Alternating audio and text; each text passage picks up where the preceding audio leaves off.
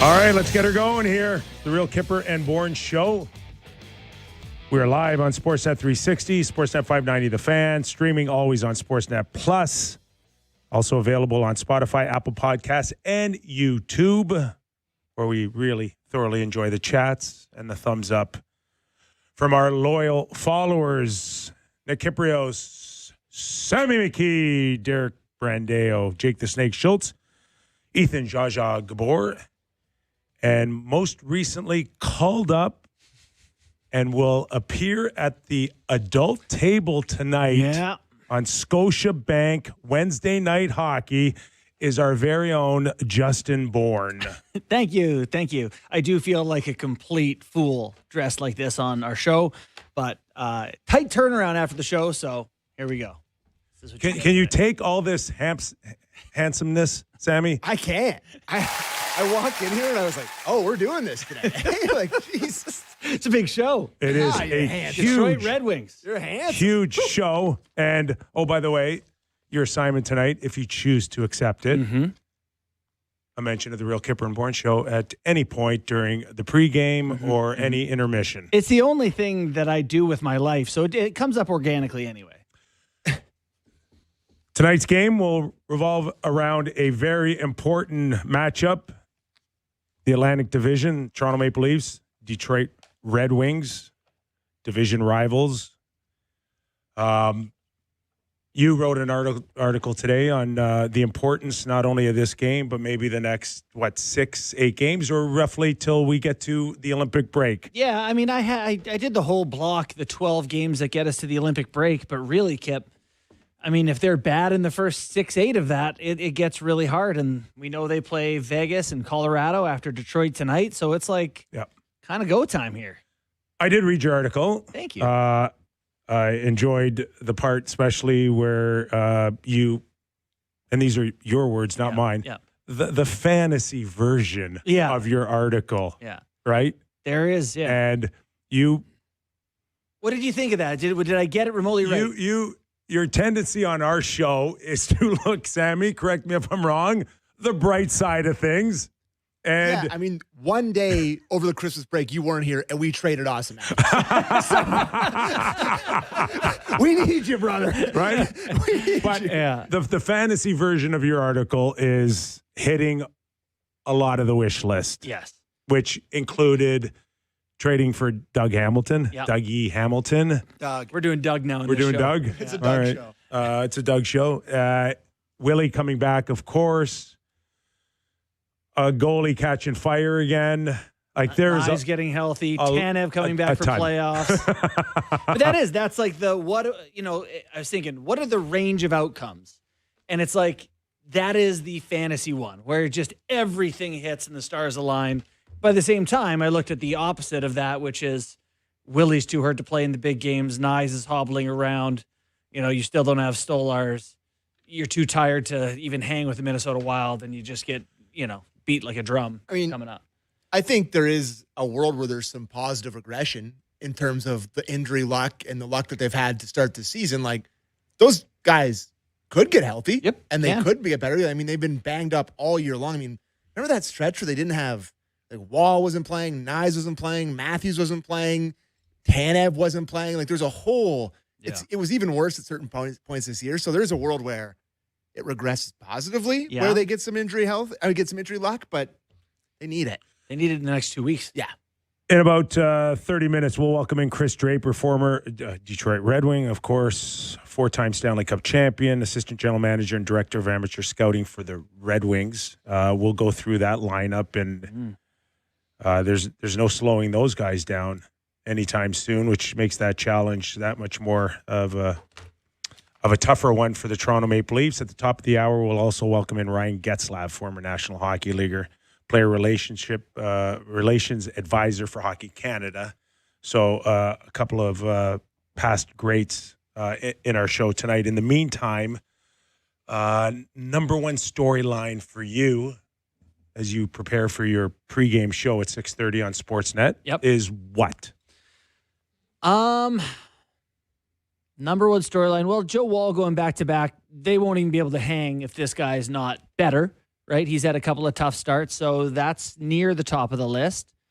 And then, it's boring probably, but like, you need to play in their end, so you need to break the puck out. Can you break the puck out? That would be really nice. That would help you play on offense. And any surprise from you, Sammy, on Joe Woll getting the start here, coming off of last week's huge game against Colorado? You would have hoped that it would have snowballed into something more. It didn't. Mm-hmm. And not that he's back to square one, but it's regressed since that amazing game in Colorado. I think you just have to kind of hope that he finds it. I think that, you could have gone with Hildeby tonight, but we talked about it yesterday where if you go with Hildeby tonight and you get starched, you feel like a bit of an idiot being like, well, you probably should have just gone with Joe Woll. I think they just are kind of putting him in there being like he's bounced back in other times and he's hopefully just going to look like he has. But, I mean, I'd be worried. We'd be lying if I told you that I wasn't a little worried going into this game after the way he's looked in the last two appearances, and especially the size of this game tonight. I mean, it's a huge Atlantic. Everybody won again. I think the Sabres won again last night. Like, everybody wins every night. So, you're like your article said, you're getting left behind. So, I don't. You win or you're done. Even going 500, you're getting left in the dust. I'm not surprised they went back to him, but I am a little nervous about the way he's looked. What do you have as a main storyline? What you're watching? What's on your mind for tonight? I think just overall the energy. Maybe it's coming off that road trip, but they got to rebound tonight with it. If they look somewhat lethargic, which I saw a lot of Monday night, then it may tend to your article on the bad one on this stretch here, leaving them perhaps in the dust as early as next week. Yeesh. One of the things I did want to note, so I didn't catch the first few minutes of the Wild game. Sounds like the Wild handled it pretty well. They ended up with a pretty early lead. The Red Wings are 30th in the NHL in goals in the first period. They've only scored 32 times in the first period. In the second period, first in the NHL, they scored 66 times. So they're slow starters who really get hot in the middle frame. Can you get out at home to a lead against the Wings? That's interesting, actually. Yeah, and I don't think you would say that the second period has been the least best one this year. No, it's been very bad. It's been quite bad. I think it's improved since the middle part of the season so far, where it was really bad every night. Agree. But they need to be good in the second period. All right, let's go to Craig Berube on his decision to go back to Joseph Woll, clip 1. I get last game. Tough game, like I get with the travel and everything. Our team wasn't at our best. I don't think we gave him, the opportunity to be successful in that game. He's been our guy, so that's why I'm going with him. There you go. See, the one thing pretty simple that's for me when I watch Joseph Woll is the body language, and when he struggles, he looks entirely different than when it's going well. Yeah, you can tell early. Yeah, to me, it's just sometimes he can overplay his post. He can scramble back. We saw that on the stuff goal in Vegas where he can't get back. We saw it again against Minnesota where it just like with him, I know throughout his career, much like Stolarz, there's the health issues, but I'm beyond that. I'm just now at the point now where I'm not worried about him getting hurt. I'm worried about him losing his mojo, his confidence. Oh yeah, because really? when he's there and he's in the zone, he's as good and as talented as any goalie in the league. But if he just finds this seed of doubt between his ears, to me, the body responds in that. We're going to get someone on tomorrow to tell us a little bit about this mental side of the game because it really is becoming a theme. And with goaltending in particular, Joe Woll is a guy who spends, I think that's something he works on, his mental side of the game. So tomorrow we'll talk a bit more about that. But I do wonder if tonight they look at Joe Woll and go, if he's bad early, it'd be a quick trigger tonight for me. Like, last couple games haven't been good. This is a massive game. Yeah. You don't have time to find out. Can't let it get to 4-1. No, totally. Like it's 2-0. You didn't like one of the goals, and it's 10 minutes in. That might be enough. So Berube referred to all these games as playoff games. So what you're going to say is you're treating it like playoff game in terms of the way you handle your goaltender. If he's no good early, you're shipping him out of there. And I also think that is reinforced by the return of Stolarz. Like this guy is now on the ice. He's practicing with the Marlies. He's been sent down to get some ice time with them. Do we have something on that at some point? No. Remember the clip from yesterday where he's like, what's going to happen when he goes down there? And Bruce was like, well, he's going to practice some different looking kind of practices. Is he going to play a game? Don't know. So that was the update. So, but either way, I don't think he's too far away. And so if you go to Hildeby quickly, and then, Stolarz probably gets a game within a week, right? If one of these guys is bad? I don't think a week's enough for Stolarz. No, probably not. But if Woll doesn't look like he's got it, and can't have Hildeby. I think he needs 2 weeks down there. Well, that takes you to the break. I'm sorry, but so now you're talking about March. Why? Sam, he's been off for 2.5 months. Exactly. You can't. That's why he should be ready to go. No. We're looking at this differently. No, he needs to practice. It's hockey time. He needs to practice. He needs to get back into it. It's longer than a summer off. I do think he's been gone. You just don't stick a guy in an NHL net in 7 days, especially him. I disagree. If JW is no good, and then you got Hildeby and a bunch of starts coming up, it might rush the timeline a little bit, and maybe in a way that you don't like. Yeah. All right, let's go to Craig Berube on just how big this game is tonight. Clip 5. Huge game, obviously. I think all of them are. If you look at this stretch we have here, it's playoff type. You got to take a playoff type approach, in my opinion, to it every game. You don't want to get ahead of yourself. Just tonight's game, that's all that matters. But you got to have that mindset, in my opinion, right now. Playoff type mindset in January 21st is a different mentality than we've had in Toronto in this era. Guys, we had whole years, I want to say 2 whole seasons, where we knew who they were playing in the first round in like late November, December for sure. Yeah. We knew it was going to be the Lightning or whatever. So this is different for us. This is higher stakes earlier in the season than we're used to, which also means that you could have no stakes very soon. Well, I wonder how how they manage that toll of feeling that type of pressure to win every game and to scoreboard watch too. Yeah. Like it's January, for goodness sakes, and you're peeking out of the corner to find out what Boston and Buffalo and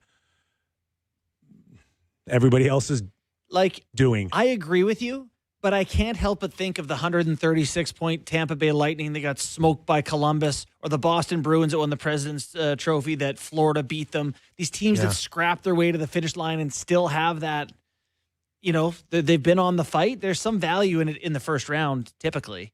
There's a couple examples over the past 10 years. The Panthers went all the way to the final against Vegas when they ultimately lost it, but that was the game here where Maurice went cuckoo bananas and went red face, and they made the playoffs. I was going to say the Kings. They also won as a 6 seed. Yeah. So there's some examples, but I'm not going to say the least for that. But Sammy, I see you got a clip here, an update on Tanev. Are you going to say that? No. No. Well, I don't mind the idea of going through the Metropolitan for once. Take your chances with Carolina. This different look. Sure. That might be fun. I don't know. Have them lose to an Atlantic team a little earlier than usual. Way too early to be thinking there's comfort. I'm not thinking there's comfort. I'm just looking forward. If they were going to make the playoffs, it's probably as a wild card team. I don't think they're going to catch. They're going to catch Montreal, or they're going to catch Detroit. No, it doesn't appear that way. It's going to be a wild card, and they're probably going to play maybe a Metro team. So something different. Anyways, update on Tanev. If we listen to this, can we read into whether or not Douglas Hamilton, formerly known as the artist Dougie, could be someone they might pursue? Let's listen to the clip and see what you guys All right. Not a lot. He's still working through things. He hasn't got surgery yet, so we're still working through things. He hasn't decided on surgery, or he hasn't had having surgery just hasn't happened yet? Hasn't decided more than anything, That's him. He He wants to play. So does that answer your question? So if he doesn't get surgery, he could conceivably still play. And so he hasn't got the surgery in hopes that maybe he could still play. That's what I got. Correct. Ah, man. So what does that mean? That if he avoids surgery, somehow this groin will mend faster than if he has surgery? Mend to a level of usability. What are we talking about? Like a banjo string holding everything together? Dried rubber bands. I think if that's the conversation, one should surgery themselves. You should. Maybe time to get the olds. You should get that repaired. Right? I mean, he's 36 or something. They got him on a 6-year contract. Let's just get that thing functional. Yeah. But every Give the team some day clarity. you're waiting is another day that you are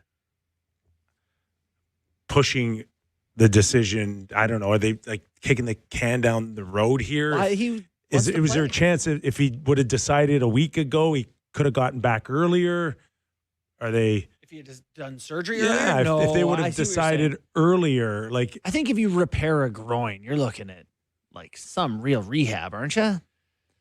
That sounds like something that you're not coming back from quick. we're talking about 2 months for sure, 8 weeks. I don't know.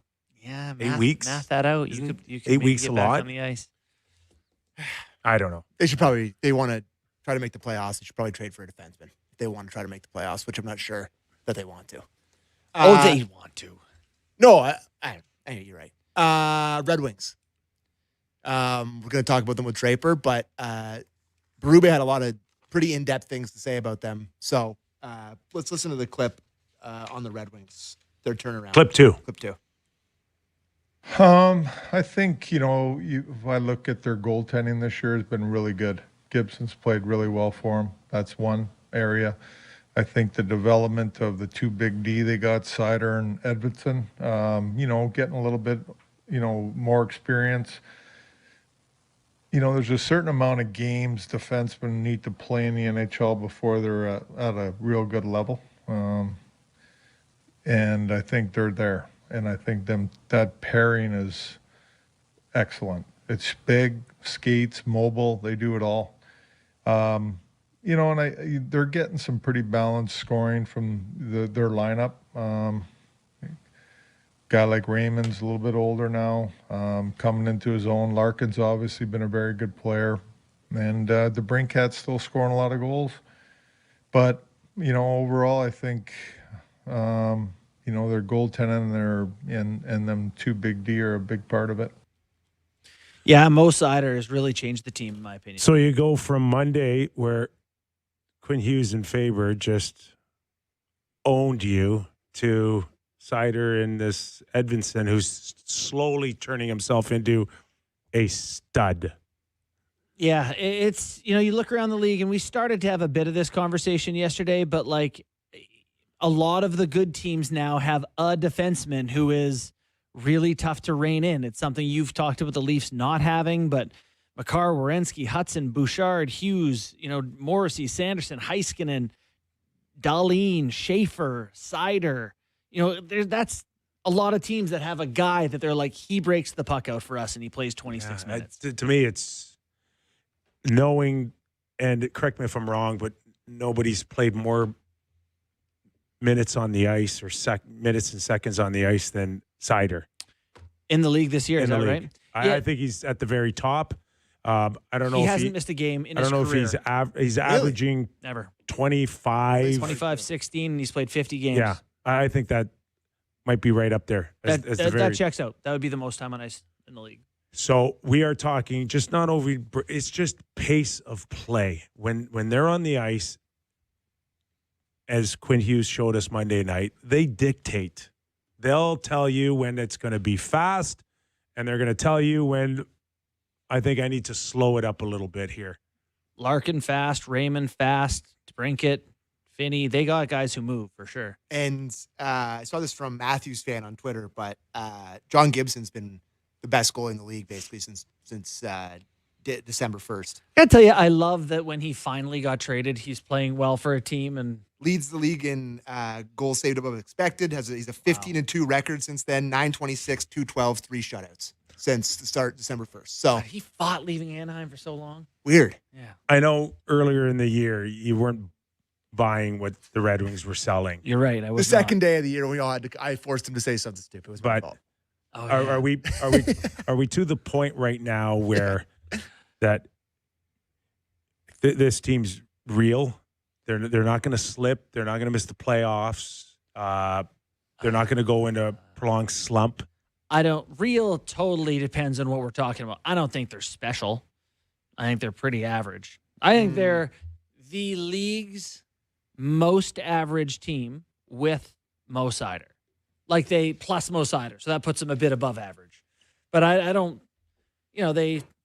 everything I can find on them, they kind of seem like they're okay. They're right. They're not a bad team. They're good. They got some guys who can play. They got some, but I don't know. Do you think that there's some powerhouse that? I think they're fast. Like they got one guy above a point per game. Coming in on have won 6 of their last 7 games, outscoring opponents 26-15 in their last. Yeah, they're playing great. This is not to say they're a bad team. I'm just saying I don't think they're. I think from the back end with those special with that first pair. Yeah. That separates elite top pair. Elite top pair. Yeah. Already. And the one thing I think Detroit also has going for them is that they're going into a trade deadline with a bag of cash. Totally.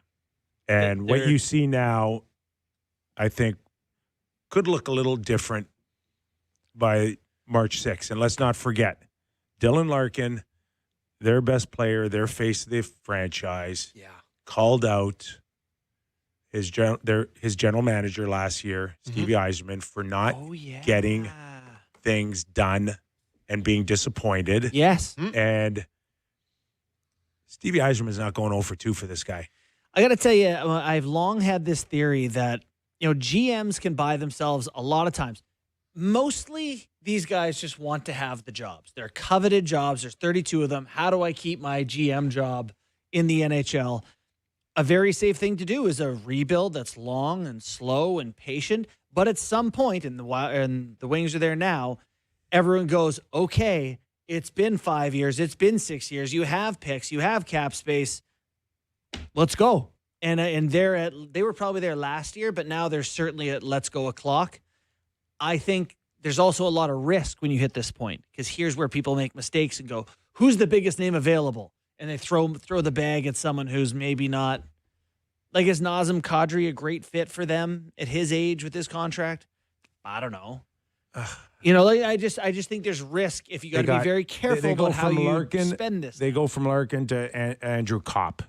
Yep. Would you like to see Larkin, Kadri, Kopp, Comfer? Does that win me a cup? Larkin, Kadri, Kopp. It's my 3 centers. It's a lot better. It's better, but what's our goal? Yeah. What are we trying to be? Yeah. You mentioned Condry there. I saw, I think maybe Drager was reporting that there's the interest again from the Leafs on Kadri. How the hell? He sounds like Frank Costanza. How do they get him? The hell? I'm interested in $1 billion. I'd love to have $1 billion. I'd love to have a brand new set, top of the line irons for my golf bag. But if I keep texting my wife being like, I'm interested in a new set of golf clubs, it's not going to happen. There's no way. First of all, they don't trade with Toronto. Why is it not happening, though? Is it because your wife's cheap? No, because Does she have the money to buy them? This is a different conversation. You don't deserve them. Both. But no, maybe it's not the right comparison. In this scenario, do the Leafs have any money to buy any irons? We've talked about it a million times. Why is their name in that circle? What on the earth could they produce that Craig Conroy is going to be like, yeah, let's do it? I feel you can get some pro staff irons. Yeah. Wilson. Back in the day. Head to Crappy Tire, bud, and get a set there. Once you take Easton Cowan's name off the board. And I am. Yeah. What is truly left? Dan Banford. Right? Yeah. And that's the tricky part. But I don't know why it's even out there. Like obviously I'm not questioning Drager. He's a great reporter. He's got a lot. It's just like, why are the Leafs in that? Because it's just, they don't even trade it. Even if they had them, will they trade them to Calgary? They wouldn't trade Anderson to Toronto. They wouldn't trade Tanev to Toronto. Stop calling the Flames. It's over. Like, it's just not. The Flames aren't doing it, man. The Tanev rumors and Anderson were when they had a few more first rounds. Assets. Yeah, and guess what? Prospects. Yeah. And now It didn't happen when they had now that. they went to Philly and they went to Boston. Right? Yeah. And that's what you were left with at the last trade deadline. Mm-hmm. I'm just surprised to see it. I just saw that again, and I was like, we're doing this again, eh? It's like, I'm curious to see what ultimately New Jersey does with a Doug Hamilton. with Doug, I feel like I came across a report that's like Toronto didn't seem likely or something to that effect. Oh, James Myrtle wrote something about it where he didn't think they were the front runner, and someone's hurt on the Devils back end. Luke Hughes got hurt. Yeah. So maybe that gives Hamilton more value to them. Everyone's still in it, man. You look at the standings in the East. Devils, as bad as they've been, they're not done. Yeah, you think they would want someone who could help them? What are they, 3 points back of the Leafs? Yes. Yeah. Exactly. The worst team in the league, said by us multiple times, is now 3 points back of the Leafs. Yeah. Who've been very good for quite a while. Let's get a Craig Berube thought on future Hall of Famer Patrick Kane. Clip 3. Well, he's elite, like obviously with the puck and the things he can do with it. I don't see that. He's still at a very high level. He's dangerous off the rush, and him and DeBrincat got great chemistry together. And, he can make things happen. He's a dynamic player still. So dangerous. Yeah. Yeah. He's at the tail end of it, but he's still got the vision and the talent.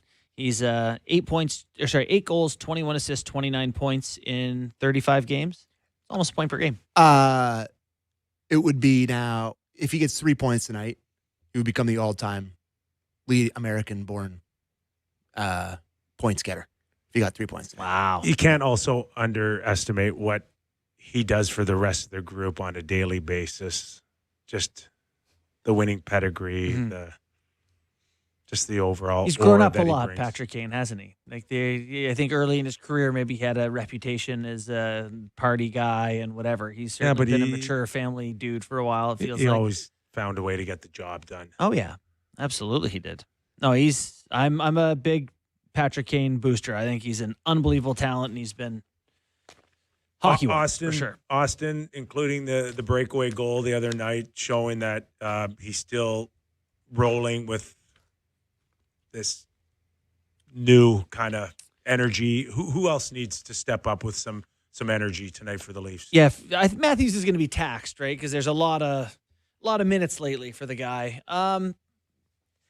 I've really liked the line of Waugh, Cowan, and Robertson. So they're not much of a problem to me. You got Tavares, Nyes, and who's playing with them? McMahon? No, who we got with him tonight? Either way, Tavares could chip in another 5-on-5 one. That'd be handy. And then give me some Scott Lowe. Scott Lawton's playing up. Well, he was when Nyes was going to be injured, but Michelli's playing on that one. All right. Before we go to break, it's Leafs game day. Score a Popeye chicken sandwich for only $6. In classy or spicy, make it your new game day tradition. Get your $6 chicken sandwich at a Popeyes near you. Nice job, Sammy. All right, we'll take a quick break. When we return, Stanley Cup champion Kris Draper. We talk Detroit Leafs tonight, Scotiabank. Wednesday night hockey featuring the star of the show tonight, Justin Bourne. Back when we return after these words.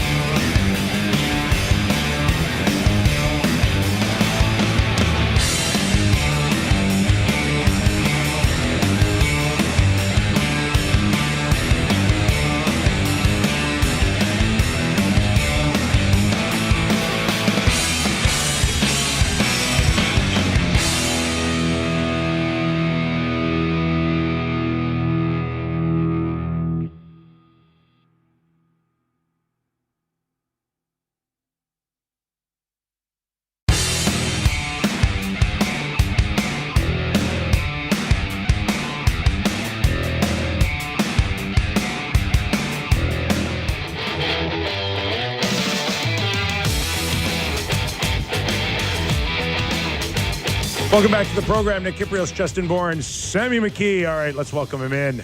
Kris Draper, Stanley Cup champion, assistant general manager, director of amateur scouting for the Red Wings. Drapes, how are you, my friend? Doing great. How are you guys today? We're good. We're looking at the standings. Detroit right up there. And my first question is, what took you so long? Yeah, thanks, Kyper. Obviously, it's it's been a grind. It's been a lot longer than anyone certainly would want. But in a rebuild, it's it's not easy. We kind of stayed the course with Steve Yzerman and obviously his leadership and what we want to do and how we want to build our team. And I think right now you can see things are starting to come. It's made a huge trade to bring in John Gibson. He's been outstanding for us. What can we say about how Gibby's been playing for us? And then some of the younger guys are coming in and playing big roles for us. And, we've obviously had some veteran players that have been playing well. So with that said, it's been a great start, but the thing that, I feel like I've been scoreboard watching since October. Right from the hop, we got off to a good start, but everyone in our division keeps winning. You saw what happened last night in Montreal, and they win again, and Tampa wins, and now it's us and Toronto battling out tonight, and so it's we're happy with where we are. Proud of how the guys are playing. We've been getting great coaching under Todd, and the players have been responding and put ourselves in a good situation, and we just gotta keep this going and keep battling, right up until the Olympic break, and then go from there. So, Kris, it takes a lot of patience to get in the position that you guys are in now. How hard has it been to sort of keep your powder dry? You've got all this cap space and assets, and how tempting is it now to just go out and go crazy at the mall and spend it all? Well, we've put ourselves in a good situation with, good young players and obviously some prospects within the organization. So, we know that, Stevie has some assets. If he, if it makes sense to do something, he's going to do it. But, we need to stay the course. We've been through, obviously some tough times. We're putting ourselves in a good situation right now. And you know what? These guys are, they're responding night in and night out by playing real good hockey. And, we're playing competitive hockey. We're getting balanced scoring. Obviously, our power play has been very good. I already touched on our goaltending with how John Gibson has been playing, and obviously Cam Talbot as well. We've so happy with the way that duo's been. So with that said, we just gotta we believe in this team, we believe in this group, and we're just gonna wait and see and see how things play out. But right now, our belief is in these guys, and they've responded with obviously some real good hockey, and have put ourselves in a real good situation right now. And like I said, it's every other night. You're playing every other night. It's unreal, and these guys are showing up to the rink and playing some great hockey for us. So we're real proud of our group right now. You're watching and listening to Kris Draper, four-time Stanley Cup champion, assistant general manager with the Detroit Red Wings. So Drapes, longtime face of the franchise, Dylan Larkin, certainly wasn't shy about feeling like you guys could have done something last year at the trade deadline that could have gone a number of ways, for Dylan and even you guys in terms of, feelings being hurt or, rubbing, the wrong way. He's responded excellent. But does that kind of play in that these guys now feel like we're there and, let's give it another try here? And if it's wide open in the Eastern Conference, not why the Detroit Red Wings can't get to a Stanley Cup final, but why not? You testing our friendship right now, Kyper, with a question like this? Hey? No, I'm just saying, Dylan's come back and done a great job. You have to ask that. You've been waiting for it. Yeah, you have. Yeah, you have. And that's okay. Yeah, that's what you do, Kyper. I'm okay with that. Just like I used to bury you at Lamoureux track. I'm going to answer your question for you from back in the day with the Renzetti brothers. But you know what? It's I'll be honest, we didn't have a problem with that. Dylan Larkin is he's our captain. He's obviously a very passionate hockey player, and he wants to win, and he takes a lot of responsibility upon himself. And he felt that, that was something that, was going to be said. But all that shows us is that, he cares about winning and he wants to win. So, we're fine with that. And the one thing, you obviously played the game, and when you were playing, and same thing when I was playing, you didn't care about prospects. You didn't care about draft picks. You didn't care about assets. You want, how is our team going to be better? How is our team going to, make us become a better or more complete hockey club? And, no players are thinking about draft picks or prospects. But for us, we've worked so hard to put ourselves in this situation. We have to obviously keep, we have to think of everything.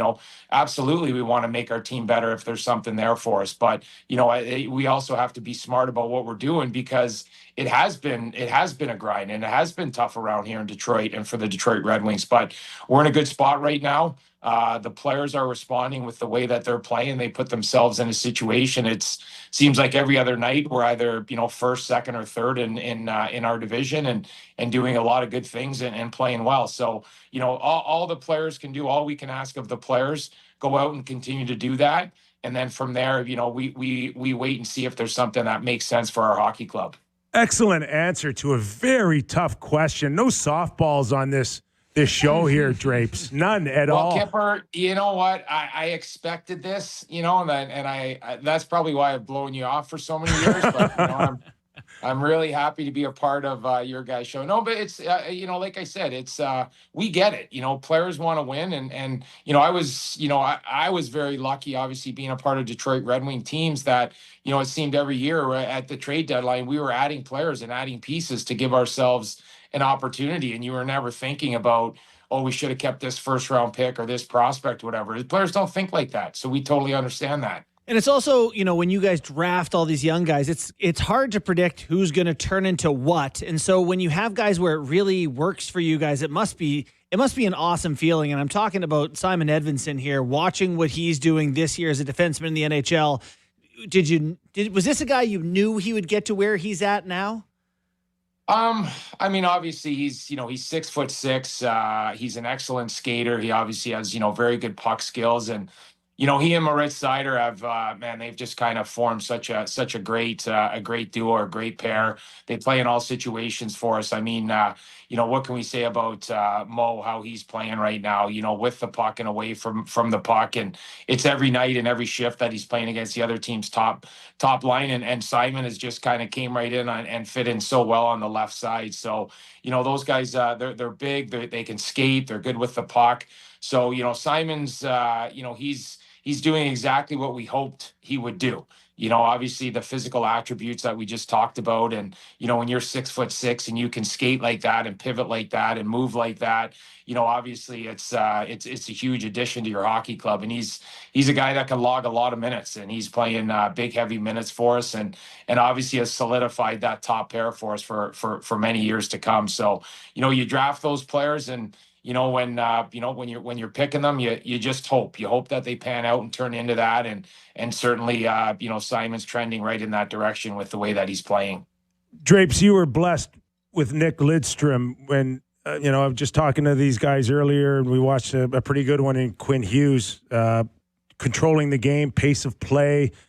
They get to dictate when it's fast or slow. Mo Seider, as good as he is right now, where is his ceiling in your estimation? And are we talking about a guy that could even get better from what we've seen already this season?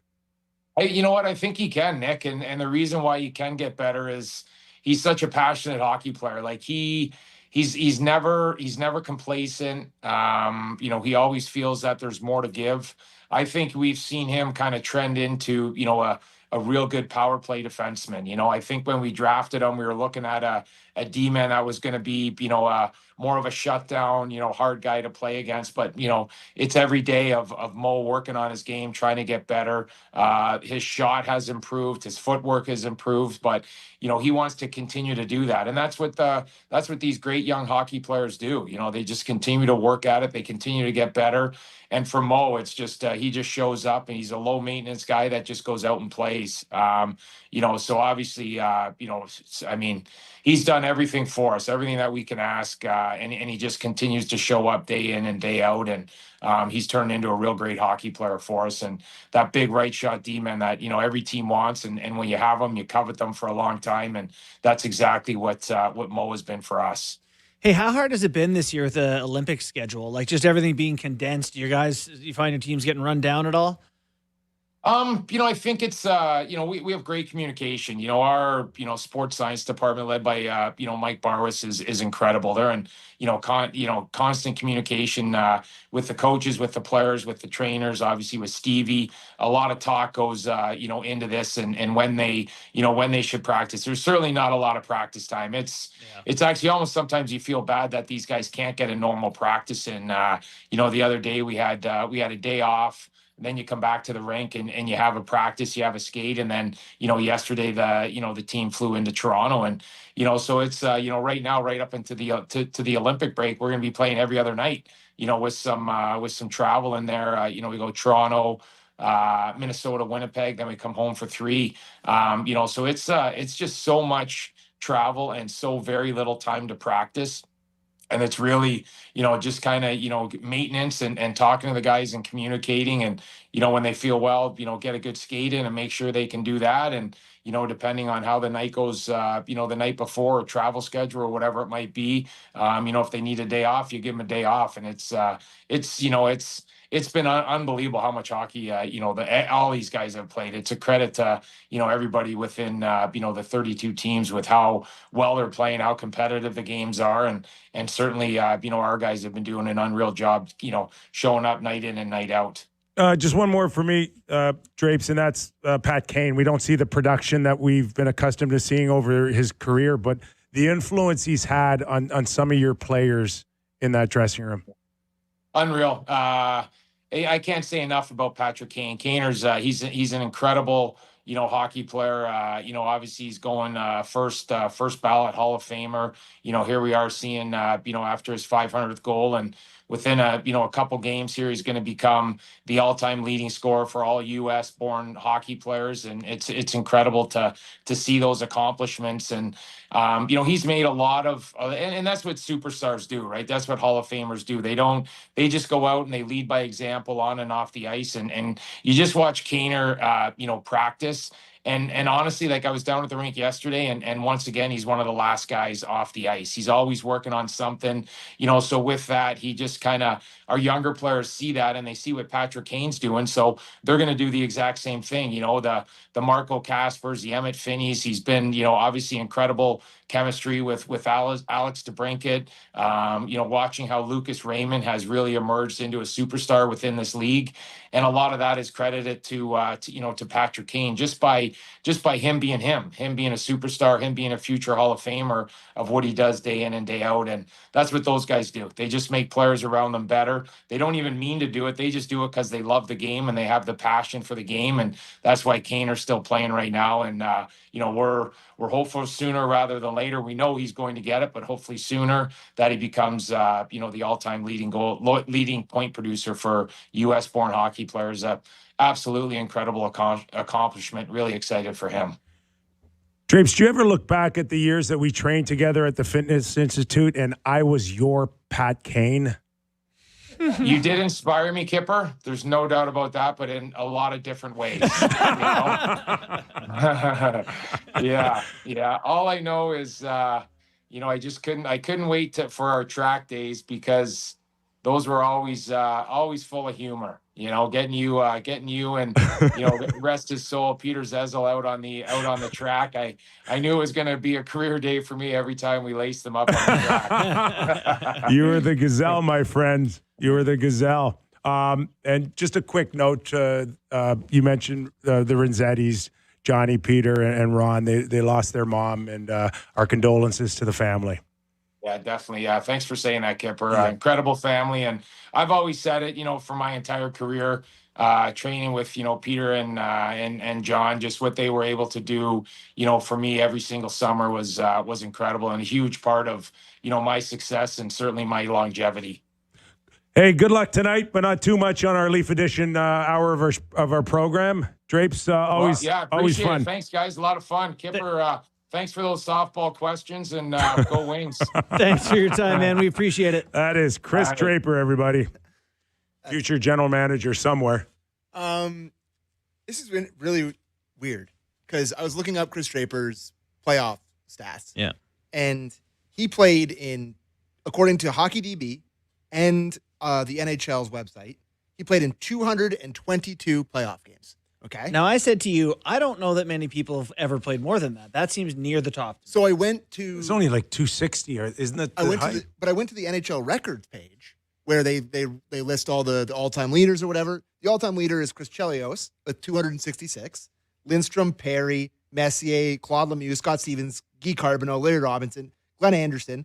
And then it just doesn't have Draper on here. So Drapes has enough games. His name is just not there. It's just not there. Maybe we need to alert the NHL that they're missing one. They're missing Kris Draper's name, because Brian Trottier played 221. Mm-hmm.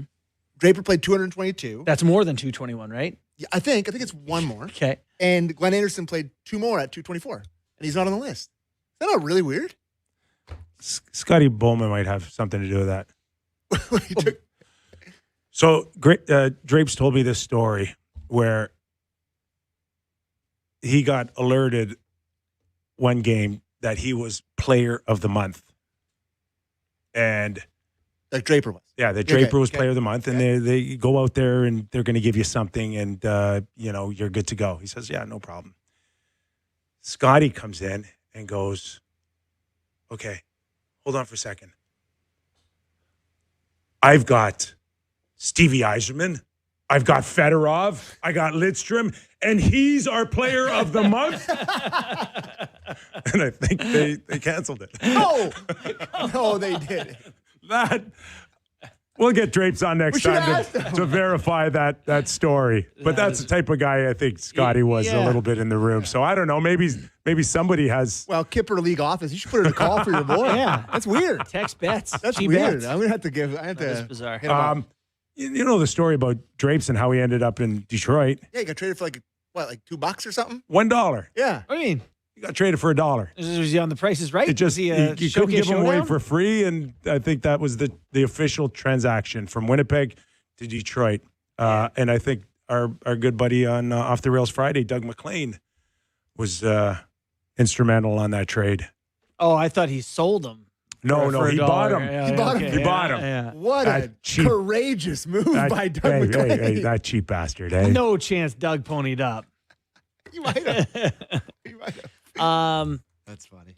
We used to do this drill in junior where, like people do the mountains, just blue line back, red line back, blue line back, all the way down. But then they would pull the net out and they called them zezzels because then you would go around the net, blue line back, around the net, red line back, around the net, around the net. Yeah. So it was just like it basically doubled the length of your standard mountains or whatever, because I guess that was something that Peter Zezel did, who apparently was quite the fitness buff, and you guys did some training with him. Yeah. And he was an all-sports guy, professional soccer player. He could have easily gone down that route. Is that right? But we had a special group at the Fitness Institute.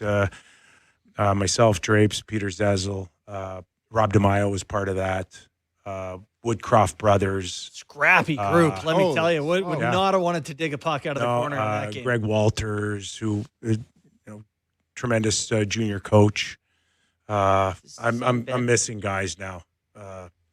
But it was so much fun. Yeah, who you train with in the summer makes a big deal. It's interesting, like, who were we talking to about Jake Sanderson? That he goes to the hills of Montana and does it by himself. I think it was Sam Cosentino. Yeah. But, like, some people need to be pushed by someone else. They need people with you. We had Mike Ricci at times. It's just, oh, my God. The laughs were off the charts. You guys had zero fun there.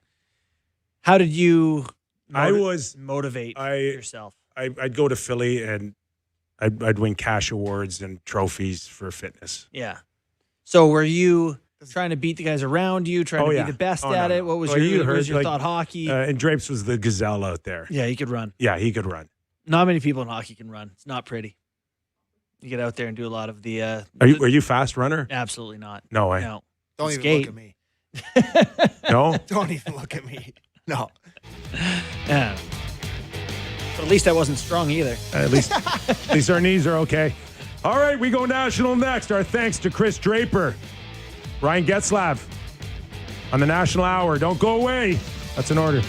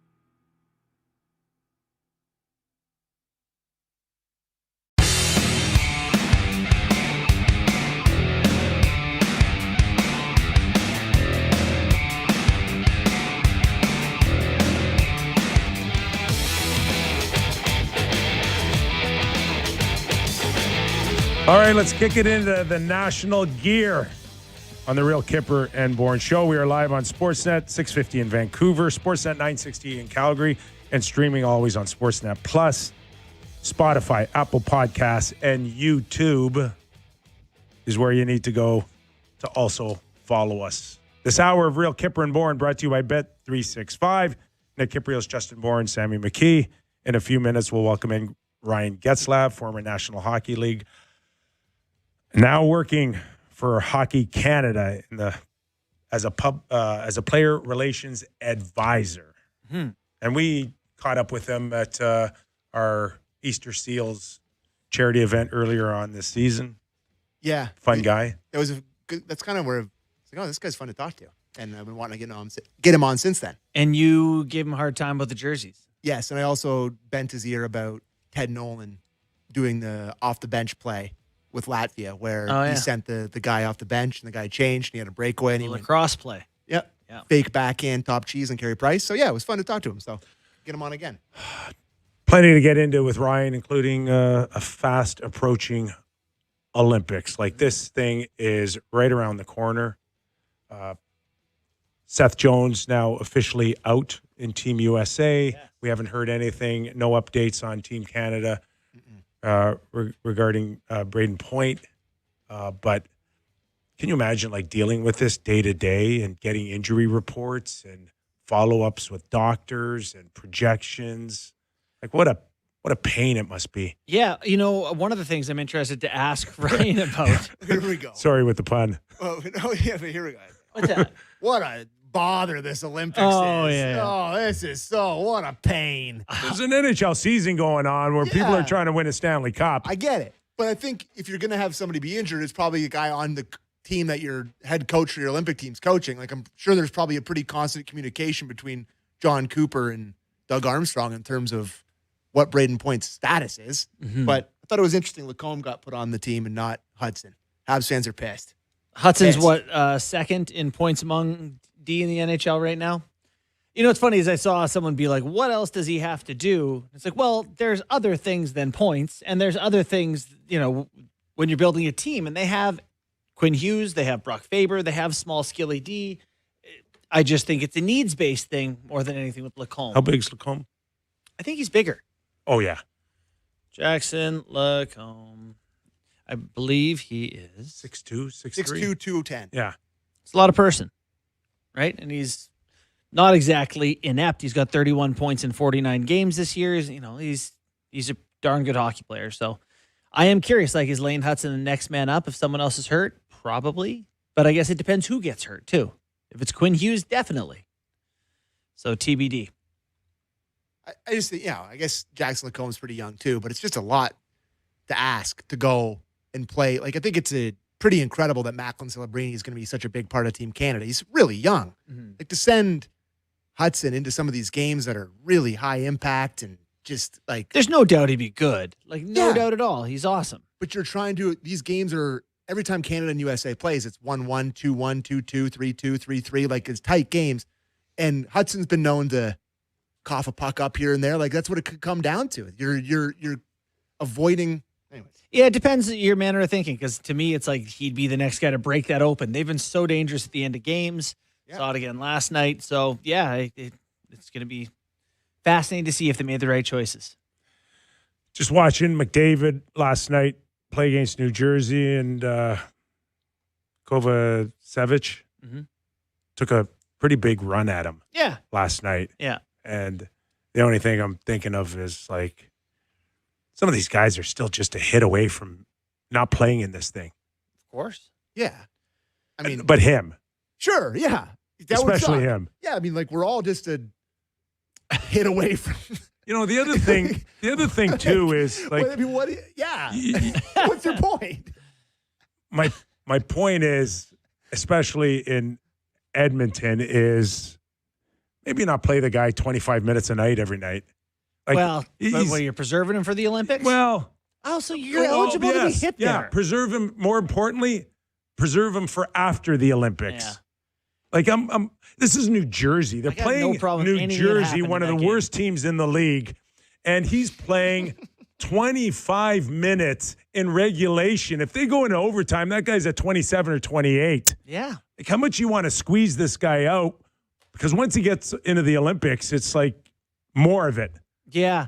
I am curious to see. Are you able to find out his Four Nations minutes? I don't remember how much he played in those games. I can't imagine it's nearly as much with that many other good players on the bench. Here's another point I want to make. Does he have to play in every Olympic game? Like, just pick the important ones. Don't worry about some team that sucks.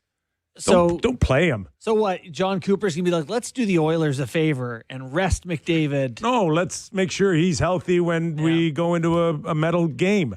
Yeah. Do they play Denmark? Is that I think they play. No, Sam, would that ruin your enjoyment? Yes! Your watching enjoyment? It would. It's the whole point. So like, make sure he plays so he can win 11-2 against, I don't know, Germany, Latvia. I'm not going to make it through this. We're just going to argue. No. He should play. All right. Okay. Connor played, thank you, Brandale, played 20.56 per game at the Four Nations face-off. 2 of those games went to overtime. So, I feel like I'd be nervous if I was an Oiler fan. Yeah. I mean, we know you would be. Everyone's going to be you think the Colorado Avalanche fans who's sending their entire starting lineup to the Olympics aren't nervous? Everybody's nervous. Florida Panthers are sending more than any other team in the NHL. They're sending 12 players to the Olympics. Like, a lot of half their team. Yeah. And they're a couple points behind the Leafs right now. I was pretty sure about Florida. We're going to do a bit tonight before the game. I think they're going to get in the playoffs, but that might be enough. That's really going to hurt Florida. What are the Leafs sending? 4? OEL, Matthews, Willie, and Willie maybe not. Who knows? They've dug themselves in a hole here. It's a pretty big pit. And the problem, again, isn't just the points. It's the other teams. You go 500, someone's going 600. A couple people probably are. So, can you imagine making the moves that they made, the commitment to Bennett and the commitment to Marchand, and then missing the playoffs? Florida, is that a possibility? So the worst 5 on, it is. Worst 5-on-5 goals against per 60 in the NHL among players who actually play, 500 plus minutes. Morgan Riley's the worst. Willie Nylander's second worst. Third is Brad Marchand. Then Nick Jensen, then Max Domi. That's the 5 highest goals against per 60 minutes on the ice. So Brad Marchand has not exactly been the shutdown defensive stalwart that I think that they pay him to be. He had a great start, getting his points, but leaky defensively. Also Morgan Riley, again, the most in the NHL against. Just thought I'd throw that in there. Just working on Ryan here. Okay. We got some Zoom issues. Yeah, at this moment. They are issues. I do forget once in a while that I am the producer of this show once in a while, so just working on Ryan. That's all good. Oh, listen, we had our first dropped call the other day for the first time in 2 years, 3 years, Sammy? You've been on a hell of a roll. Tell Getsy Dollywall figured it out. He can figure it out. Well, we can get him. Dolly had a tough first day with it. He got it after that. Thank you. Hey, leave him alone. He's producing. Since the Easter Seals tournament, is he Getsy to you guys? I just Getsy'd him for sure. We're having we're live television here. We're having a disagreement of opinions between two people. So I'm trying to figure out. Talk about yourself. All right. Well, we'll carry on. So tell me why we feel this resistance to the Olympics from you. No, I don't have necessarily a resistance. I'm not sure the payoff is there when it comes to shutting down the league and giving them access to billion-dollar players. Mm-hmm. And in return, you get what? Just the feel that you're part of the history of the Olympics, I guess. But that argument, the in return you get what, is the perspective of the NHL owner, right? Yeah. So this is just, well, not the owner. I think certain fan bases as well that. I think most fan bases love this, though. Like, this is like the playoffs is dangerous, but that's a risk you want to see them take for the action. You know? Gary Bettman in the league and the owners were smart enough to use it as a bargaining chip. Yeah. Right? and the players kind of fell into it a little bit. At the end of the day, it shouldn't have been used like that, in my opinion. It could have been one of those things like, you want us to go, we'll go. You don't want us to go, we won't go. Mm-hmm. But we're not giving you something back for you giving it to us. But they do want to go. And who the players? Yeah. Oh no, Connor made it abundantly clear. But I hear that the general rank and file also likes this break. Like this is a nice little hiatus in the middle of the season. You were speaking of owners or no players? Like if you're not going, yes. If you're 10 full days off. They're all heading Turks to and beaches, you're going to the Bahamas and yeah. I think there's some guys that are like, this is a good thing in February. Can we do this every year?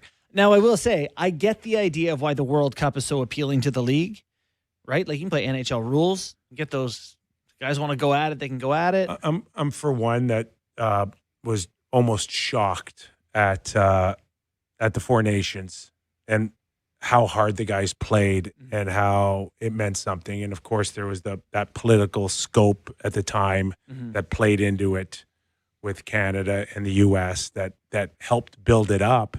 But it still, I think, didn't take away the intensity that I just thought we wouldn't see. And I was almost shocked, to be honest with you. I am curious how much of that was just that it was pent up. What was it, a decade since we had best on best? Yeah. It had been a long time. Yeah. So that was part of it. If it's every 2 years, you're going to get that sort of fire out of the gates every time? Probably not. But I know the World Cup, like there's no, oh, hey, the Italians don't have a rink ready yet. They're like, hey, it's in Boston. We know where it's going to be. Like you can control all the elements a little bit more. So I get why the league likes that. And I think whether you're Hockey Canada or USA, they hung the Olympics over the players on Canada and the US, where it's like you perform well here, you get a better chance of being in the Olympics as well. Yeah. Like that's the other thing, right? Which is why it's Hagel worse or to be Bennett and to have contributed there and not get to be on it here. Yeah, that sucks. That sucks. That sucks. He's got a really good case that he's earned it, I would say. So I don't know. I get some frustration there. Maybe you and Getzlaf aren't as tight as we thought, Sammy. Listen, I'm trying here, okay? Like, I'm trying. But that's all we can ask. Well, then stop chirping me, man. I'm trying. I'm producing. Like, I'm texting up there. They're not listening to me up there. I'm not listening up there. You're hammering me. We're on live television. I'm not hammering you. I'm trying. Golly. Oh, my. Getsy, you're killing me, bro. God. Oh, my goodness. Oh, there we go. What a build-up. Ryan Getzlaf. Wow. I thought it was something Sammy said to you, maybe changed your mind. You're good? Well, this was quite the ordeal trying to get this thing. I'm not exactly technologically advanced either, so. Well, you're doing great. Thanks for joining us so much. Of course, good portion of while we were waiting for you was over the Olympics, of course, and it being right around the corner. From your perspective of your involvement with Hockey Canada, just give us a day-to-day on what is really going on up to the build-up. Is it more about solidifying the roster, not knowing who's healthy, who's in, who's out? Is this a hour-to-hour thing, day-to-day thing?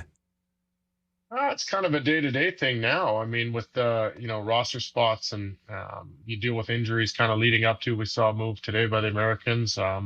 Just the way it is when you're leading up to the tournament, you pick the team this far in advance. There's always going to be certain things that happen between when we name the team and when we're going over to Milan. So we're still paying close attention to the players that we have eyes on. Ryan, the title player relations advisor. I know sometimes people just make up titles because they're like, we want you around, we want your input. What specifically are you doing with Hockey Canada? Well, it's kind of changed. I mean, the whole thing, I've been with Doug and Scott Salmon now for about a year and a half, 2 years, and been going through all the world championships, the Four Nations, all that stuff, and been kind of growing as it went along. I've been with the GMs in every meeting and just kind of there to bounce ideas off from a player's perspective, someone who's around the game a lot, been in these events before. And I think that's the way it originally started was the fact that we were going to that Four Nations and the majority of the team had never been to a best on best event. So I'm able to kind of give a perspective from somebody who sat in that seat.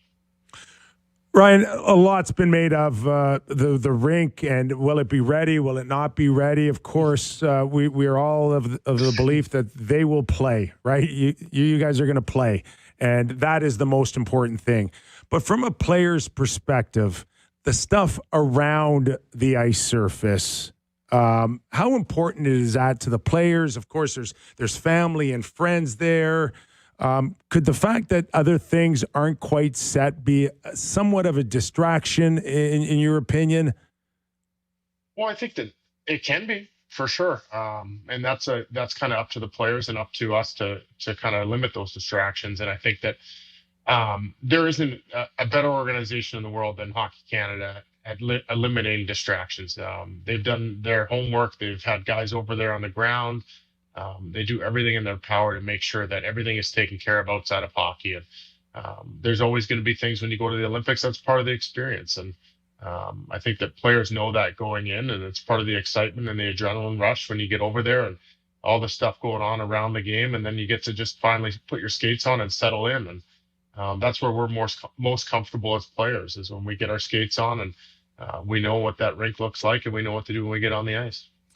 My very minimal experience with coaching staffs was in the American Hockey League doing video coaching, and I thought it was really cool before the games to get to look at the lineup and put together your optimal lineups. And I imagine as you guys built this team, you did a lot of what does our lineup look like? What are the game situations? How many players deep did your own list run? How hard is it on a given day for you guys to come up with what looks like Canada's best guys? Yeah, I mean, that's the one benefit and fault that we have as Canadians is we have a lot to choose from. And when we went through and you're on that whiteboard doing all different lineups and all different things, and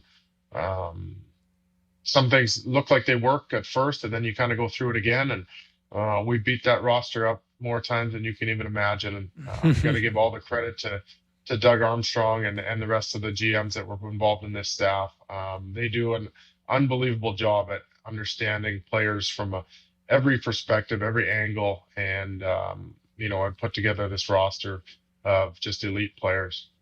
You're watching and listening to Ryan Getzlaf, former National Hockey Leaguer and now player relations advisor for Hockey Canada as we get set for the Olympics. So can you give us a Braden Point update? I wish I had one for you. I think we have a meeting actually tomorrow that we'll probably get more of an update, but hopefully for us and for Tampa's sake, Braden Point's back healthy and ready to go for us. Okay, let me rephrase this. So without naming names, are you involved in conversations constantly? If this guy gets hurt, who do you like to go in? Yeah, we're constantly going through our roster and our backup players, so to speak. That's not really the correct term as backup, but we have a list of guys that we're looking at, and obviously what injury happens determines on what spot you have to fill. It's not as simple as the next man up. We're in a situation where depending on what part of the roster gets hurt or what part of the roster isn't able to come, we have different guys in different areas that we need to fill those holes. What's it going to look like over there for the players? Like, I know some of the amenities are maybe a little off. Do you have any idea what the whole setup's going to be? Yeah, we have a pretty good idea right now.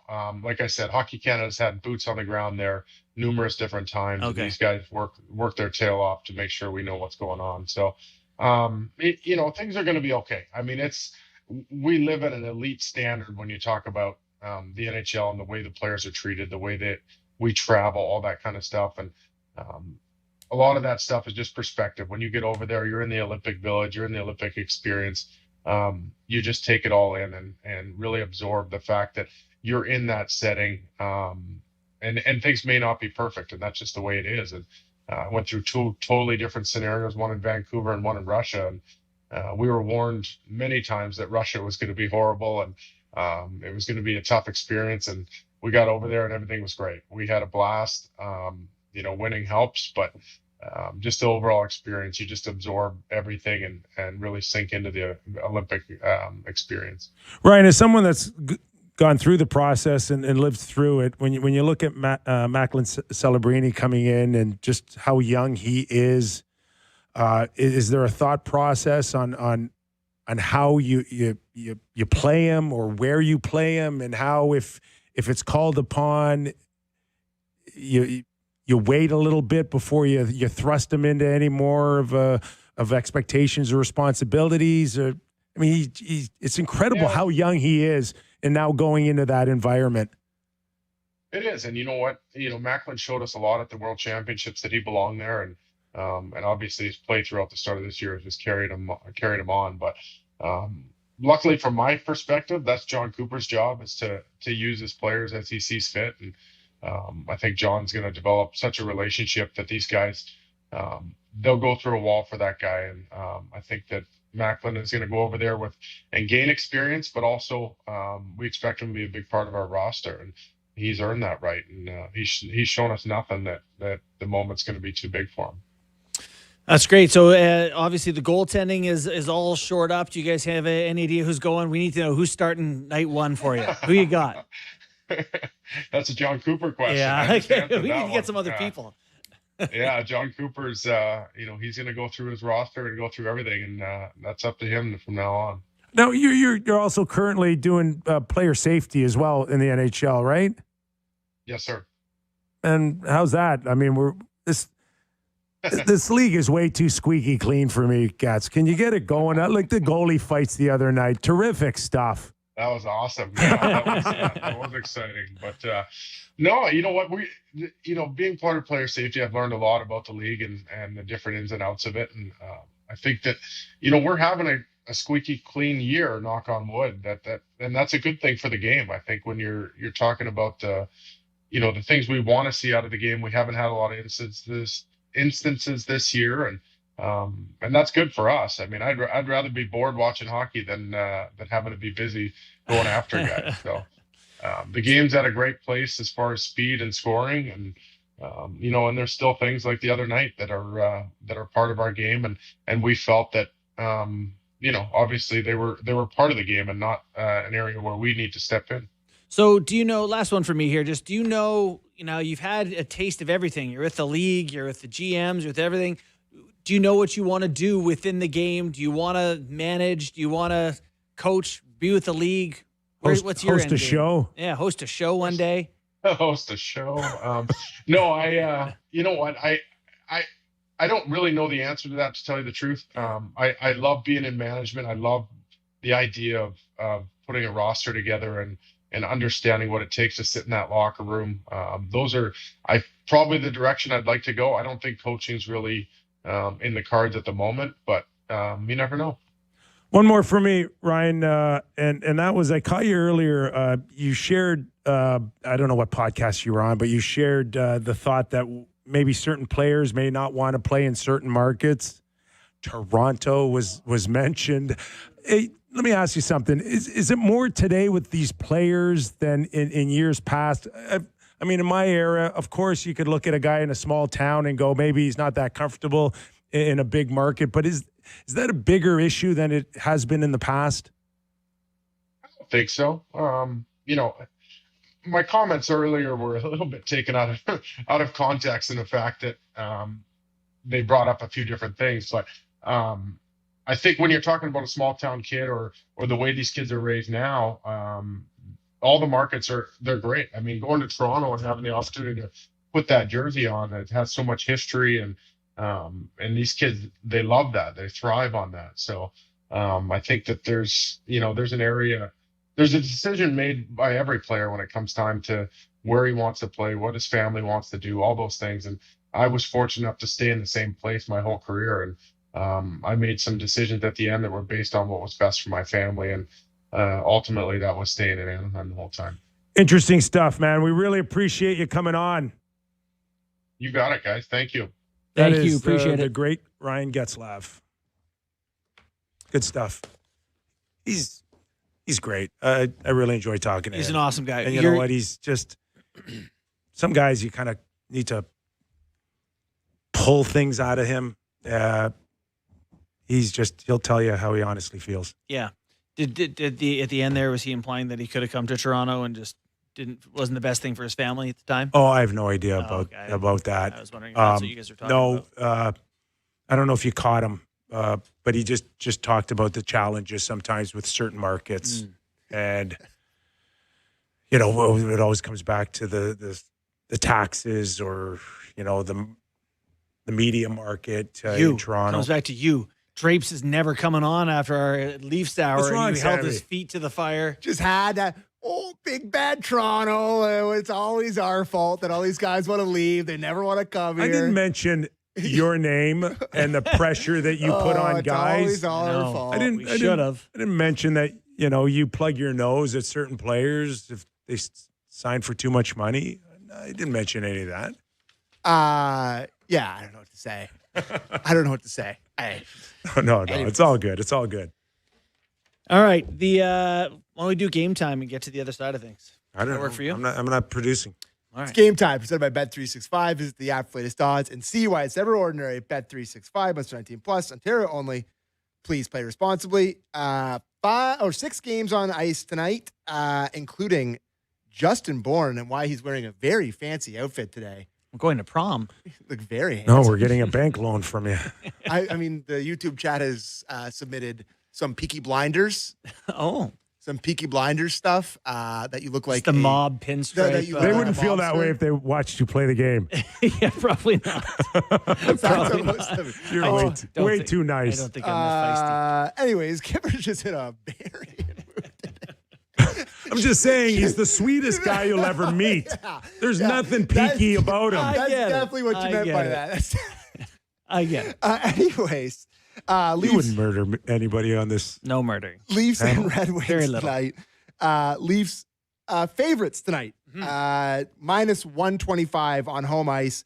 Red Wings plus 105. I guess it's the desperation from the Leafs looking to get back on track. They got to keep winning to keep their place in the playoffs. I was going to quickly look it up here if I could figure out how to bet Patrick Kane getting 3 points tonight, because it just feels like a lot of different players get their milestones against the Leafs. Oh, that'll be a bench clear too, won't it? Would that be a bench clear? Most points by an American-born player with the Red Wings all come streaming off the bench and stop the game. Would they? No. No? I hope not. So Patrick Kane to get 3 points tonight is plus 1,400. Give me Patrick Kane to get 3 points tonight. And then I think that is absolutely a bench clearing situation. No question that's a bench. I mean, they cleared the bench for Austin Matthews being the all-time leader for the Toronto Maple Leafs.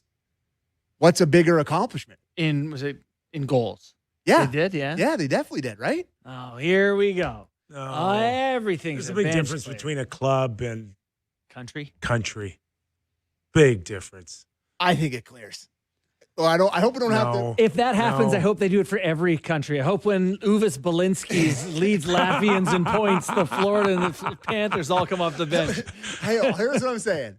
It may not happen tonight, but we'll bet some grill marks on it that the bench is clear when he gets all right. Okay. So, yeah, Patrick Kane to get 3 points tonight, plus 1,400. That was game time presented by Bet365. Visit the app for latest odds and see why it's ever ordinary at Bet365. Must 19 plus, Ontario only. Please play responsibly. Okay, let's catch our breath. When we return, we'll go around the National Hockey League, including James Reimer earning a big win for the Sens. That and plenty more when we return to Real Kyper and Bourne.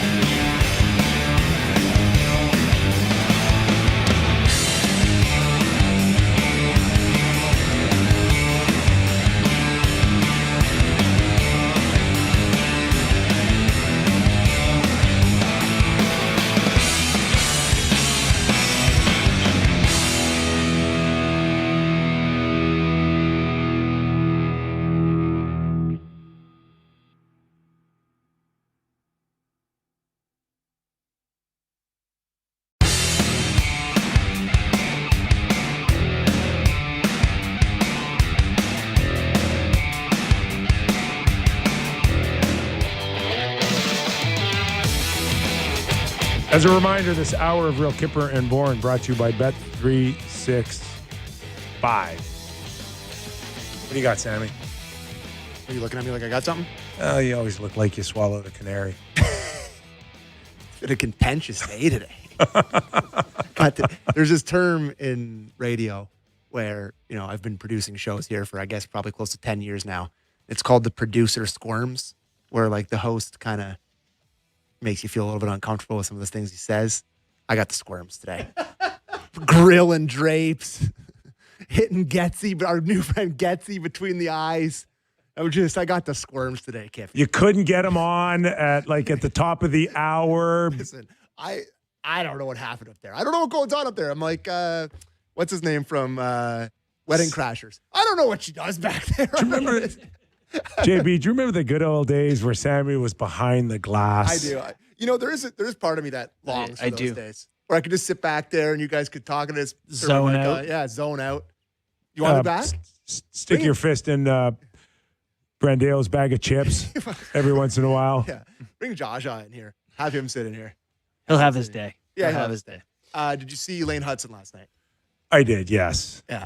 And so Lane Hudson, it's on power play. It's a break-in. He's standing near the blue line, and I forget who it was that toe picked. Foligno, Marcus Foligno, I think. Mm-hmm. Skating backwards, just toe picks, falls, arm goes up, and Hudson gets 2 for interference. Obviously, the ref didn't see it because he didn't touch him. And not reviewable. Yeah. And Marty St. Louis going, he didn't touch him, whatever. Hudson goes to the box. After the period, this is like near the end of the period, the ref came back to the penalty box, which Hudson was still in, and apologized. Of course he did. No one can't take him out of the box. No one feels worse than that official. You should be able to take him out of the box. Wasn't a penalty. No. Is there ever a world? You can't. No. There's never a world where you have, like the NFL now, they have this like indiscriminate eye in the sky that no one knows where they are or what they do, and they just come in and they reverse calls where there's a problem. Is that right? Yes. So what you're saying is we're going to hire somebody full-time to just be a guy looking for phantom calls. Yeah. No. I'm trying to find this clip, though. Like, who is that person? I don't know. And what are you paying him? Maybe Getzlaf can do it. He works for the league. Getzlaf can do it for sure. No, you don't hire somebody to look for calls that that's a one every 1,300. There's nothing. We don't see that very often. There it is. We got it. Right? You don't see it very often. But so this is actually what's entertaining to me. So I think on the same night, Connor McDavid is standing beside a linesman, and the linesman and him are mic'd up. And the line, he goes, "Hey, look, I think we got off on the wrong foot tonight," or basically we're having a lot of battles at the faceoff circle. And McDavid says, "I think we got off on the wrong foot, but we're good now." And he says, "Leon, I can't get through to Leon. He doesn't listen to me. Can you talk to Leon?" And Connor's like, "It's just inevitable. That's just the way it is." Connor's like, "I'm not even talking to Leon. That's just like, he's hot. Yeah. You're just going to have to deal with it." So how often when you were playing in the NHL, are you bargaining with an official and going, hey, you owe me one. There's this some didn't guys happen. that can really, like, I listened to that conversation that's running right now with Connor and the official. I think Connor, I thought Connor played it beautifully. By basically saying, I'm not going to. We're good. Yeah. At the end of the day, whatever exchange you have, it's how do you want to leave it? Right. Right? You can turn around and say, I hate the way you do things. You're screwing me. I'm not getting any respect. Yeah. Like, there's a lot of different ways players could talk to an official, and I've seen it. Mm-hmm. And then, you know what he says? Yeah, a little bit here, a little bit there, but we're good. We're good. There's a level of respect, and that's all the officials want. So when you got on the ice for a game, would you know where you stand with the ref? That guy hates me. This guy likes me. Well, I just felt like I like this official better than this one. Yeah. I mean, at the end of the day, would it affect your play? Like, if you I've knew never you been could... accused of being a diver or faker. I've never had any official ever tell me, stay on your feet. Mm-hmm. I was so friendly with officials. I've got we're Facebook friends. I was really good at drawing penalties, though. But it's got to be impossible to not have personal biases bleed into this, where after all, they are human beings. And if, for example, Leon Draisaitl, if you're getting berated by a guy the entire game and he's like, you're brutal, where was that? And then he commits a minor infraction, bang, hand up. Like, how does that has to happen. But the other side of that is that I think some of these guys do get starstruck, where they go, it's Leon. I'm not burying Leon Draisaitl. I'm going to be in the news, or it's Connor. This is one of the best players on earth. I'm going to cut him some slack. It was as much as last season where people were screaming, Connor doesn't get calls, and he's getting screwed on the calls. Well, and that's because those guys are going, well, if I call that I'd call 5 a game, and it's like, well, then call 5 a game. Connor gets hooked constantly because if you're drawing up a game plan to play him, you go, here's what you do in the neutral zone. And then they get accused of bringing their autograph book to the game. Right. But I mean, so what? Different treatment that there's always going to be that argument of whether, and I think we've had this conversation in years past where I think, Bourne, your side of it has been give them the LeBron treatment, give them the quarterback treatment where they're the most important Protect people. Our stars. And I think, this is just memory of doing 100 shows together. You've been like, it should all be a level playing field in hockey. Do you feel it should be a level playing field? Look at what... I don't know how we got here from Lane Hudson, but let's keep look doing at what the NFL... missing calls. Yeah. And Josh Doan and Buffalo, 7 years, $6.95 million per. Interesting. Ooh, that's a nice ticket. It's a nice ticket. He's been exceptional this year. Yeah, young he has. guy, and Power they're trying play. to build on it. Nice Strike hands. while the iron's hot. What? That Peterka, he might be better than Peterka already, and greasier, and also Kesselring. Anyway. Talk about that after. The NFL has gone out of its way to make offense the priority. They want points on the board. You score, we score, back and forth. Don't touch the quarterback. Can't touch the wide receiver. Can't touch anyone except the guy who's got the ball. I think the game has grown from that. People love the back and forth action. I don't think it's great when the scores in the NHL are 2-2. I think you have to call these penalties so you can't put your stick on guys so Connor can skate fast. Yeah, I'm starting to buy in a little bit more, for sure. Yeah. And I'll tell you what's really driving me nuts is that at times not only are we not seeing the offense, we're seeing like 6-7 shots on goal in like a period. Right. If and you it's had like 20 scoring chances in this one, that's here? great, but you don't. We took out all the clutching and the grabbing. We've made offensive zone face-offs when really has no business being a face-off there. Mm-hmm. We've done so much. We've given penalties for flipping a puck over the glass. Like all this to open up the game. Yeah. And then some nights, again, 4 shots on goal. I'm like, it's like watching paint dry right now. Yeah, it's funny because remember, was it when you played when goals were really far down, or was it coming maybe after that point? After, I think. Yeah, when it was really bad. And then they did the lockout. Era. The dead puck era. And because I think Ginla won the Rocket Richard with 41 goals, if I'm not mistaken. And then we came out of it with penalties like crazy. Like penalties per game were through the roof. And not that penalties are fun, but it made people stop interfering, and it helps the 5-on-5 play because ticky-tack calls are coming. I don't know. It's a tough balance. The one thing that I love about our sport is that the referees and the officials are accessible to every player on the ice. Yeah, you don't have to wear a letter to talk to them. You can talk. There's conversations. We heard a great one, of course, between Connor and the linesman. And I don't ever want that to leave. I don't ever want to hear that just a captain or an assistant captain can talk to the official and everybody else go That's away. actually when an official's not going to be great at maintaining the game, is when you go to talk to him and you go, nope, send your captain. It's like, okay, well, we're just trying to have a chat here, pal. Okay, so we good on that? Yeah. I'm just looking at that contract that Josh Doan signed. Mm-hmm. What's the rush for that one? Well, this is actually a conversation we've had many times. But I think it's a good time to have it again. No, totally. It's the idea of signing Jack Hughes to 8x8 when he's worth 12.5 almost immediately. But you do risk. It's the lure of the big number. He's played 111 43. Is it 43 million? I don't know the math. 7 times 7 is 49 minus 0.05. 7 times 416. Okay. 48 point. 48. It's just 6.5. It's just that number, okay, you can look at everything around it, how many years. Yeah. At the end of the day, I know I've got $48, $50, $60 million in my face right now, and don't mess with that. It's there. And once I say no, I don't know what's waiting for me down the road. And who do you think of turning down a big deal? Klingberg. Absolutely. In Dallas. Absolutely. And I think his number was 50, 55. And he was offered something close. Now he's lighting it up for the Sharkies. He's fine with the Sharks, but he will never see that number ever again. Like we think he turned down 45 or something like that, probably. 50. He turned down 50. Yeah. He was looking for 8x8. 7-year deal. Yeah. Whatever it wasn't enough.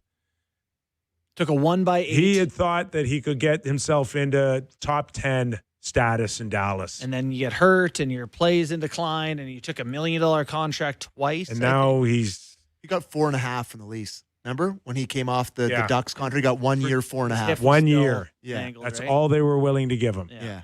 And that was to restore his place on a NHL team. And, he's doing great right now. San Jose's in the mix. We expect them. They already made a big trade. They're going to be in a position to even get better again when we talk about assets to certain teams like Utah now and San Jose. So Josh Doan's played 111 games. 111 games. He's on pace for, mid-50s in points, mid-20s in goals. He's 6'2", 200, 23 years old.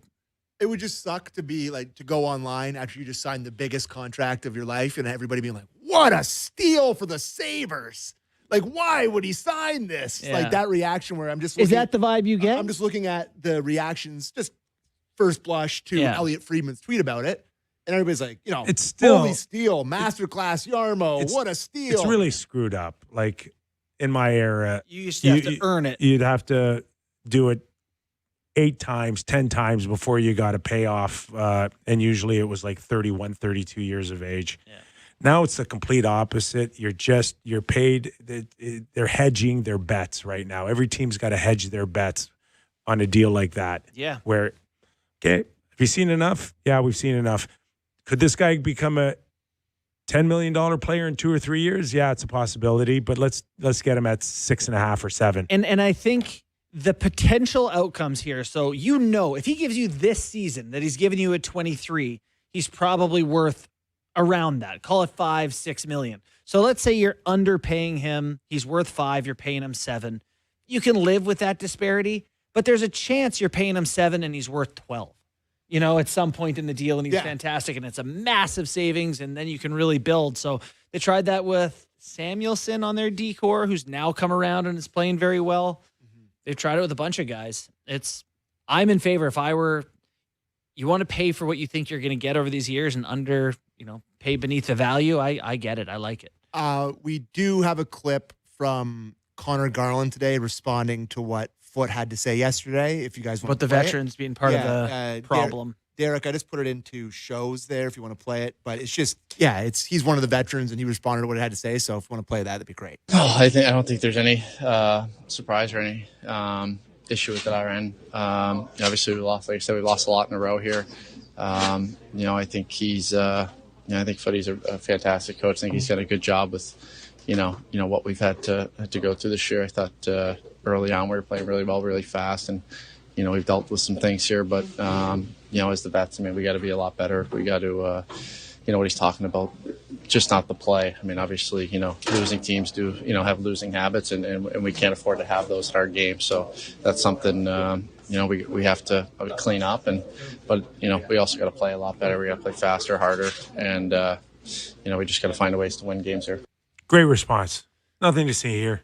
No story. Move on. I love that. I would be seeking him out from the ownership if they're selling people. For the Leafs or just for any team? Well, Leafs, sure, but any team. I think he's a great player who's built for a playoff environment. Trocheck from the Rangers. Totally. Those are the guys that you seek out to win best of 7 series. Yeah, what's really hard though, when you're on a losing team, everything you do becomes losing habits or whatever. And I think it's hard to some days just go, our guys aren't as good as their guys. They got better guys than us. It's like, oh, we got to play harder. That's all the stuff you tell yourself when you're on the teams. But you also tell yourself. They got better guys. You're going up against the Oilers, you got no chance. They got better guys. But you also tell yourself, like, on any given night, you can win. Yeah. Right? Yeah, you don't not try, but I do think sometimes you create these reasons why you're losing when the reason is not that. Yeah, it's right there. It's not rocket appliances. No, exactly. I mentioned James Reimer going in the other night, getting a win for the Ottawa Senators against Columbus. We don't know when Allmark will be ready here. Not many choices out there for Ottawa, but hey, give him some credit here. Yeah, I mean, had a totally serviceable year last year. Guys get hot. The Hamburglar gave him 11 straight wins or whatever he did in Ottawa once upon a time. You just need someone to give you league average save percentage. I can't even remember the Hamburglar's actual name. Andrew Hammond. Right. Yeah. That makes sense. Hammond. Berg. Yeah. Yep. Makes sense. But there's Travis Green talked about him a little bit. Had a nice little quote about him if you want to play it there, Derek. Travis Green on Reimer. Play that. Yeah, I mean, our team hasn't wavered from the beginning of the year. James has been around the league for a long time. A lot of guys have played against him or probably know him.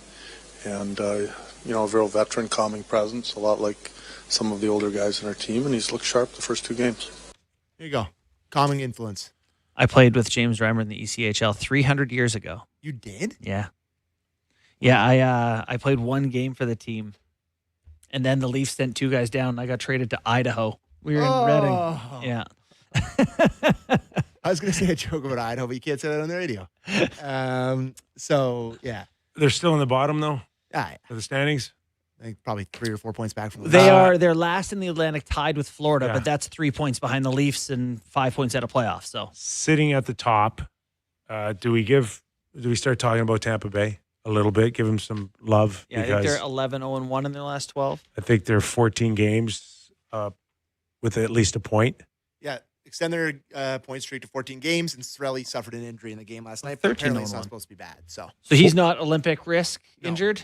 4-1 last night against San Jose.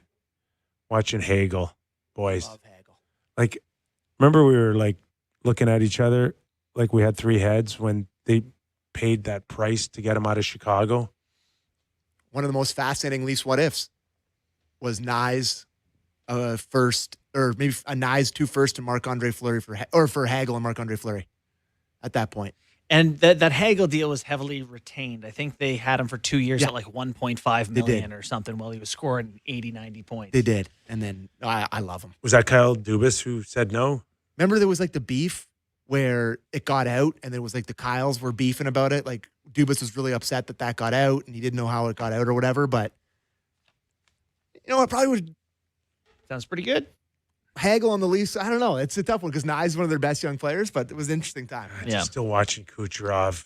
He is so much fun to watch. He's unbelievable. Hey, I just got to throw my 2 cents into the ring and, people talking about MVP races. Is it McDavid? Is it McKinnon? Whatever. One of the names you're hearing more is like Macklin Celebrini. You sent me the thing, Sam, about how the second best player on their team is Tyler Toffoli or something like that. I don't believe that the intention when before Gordie Howe they created the Hart Trophy or the whatever. I don't think their goal was who's the best player in the league who is on a team with the worst second best player. Yeah. Like they were like, who's the best guy? Yeah. It's the best guy trophy, the Hart Trophy. So Macklin Celebrini absolutely does not have a great supporting cast compared to a lot of these guys. To his team, totally. But not the league. But yeah, to me, we're looking for the best guy. McDavid, McKinnon, take your pick. We'll see how the rest of it goes. But so far, those are my 2 front runners. Celebrini, full marks, not taken away from him. You can't be that valuable if you still miss the playoffs, though. To me, it's a bad look. He's so much valuable. Some time for that, and it's like, okay, well, how valuable is he? Because I could stink without him too. I can miss the playoffs just as easily without him. Yeah, I think there could be exceptions to that rule, but typically, I mean, if your team is god awful, but the Islanders are not god awful. They've got good players. Islanders. Well, we're talking about. Did you mention Schaefer? Sorry. Oh no, I didn't mention Schaefer. I was talking Celebrini. Oh, Celebrini. Okay, Yeah. so they got some good players. Yeah. No. Do they? They're getting there. They're getting there. I just think the McDavid McKinnon point race But is going would to you? be electric. Okay, so would you put Schaefer in that MVP? No, I wouldn't. No. No. To me, But we're looking for the best. I'd hate to know where they are without him, though. Oh yeah, they'd be much, much, much worse. I hope he finds a way onto Canada somehow. Not that I'm rooting for injury, but You're rooting for somebody to be like, it's his spot. It's his. I'm just stepping aside. Our thanks to Ryan Getzlaf. 6 games on tap, including our very own Justin Bourne goes national next.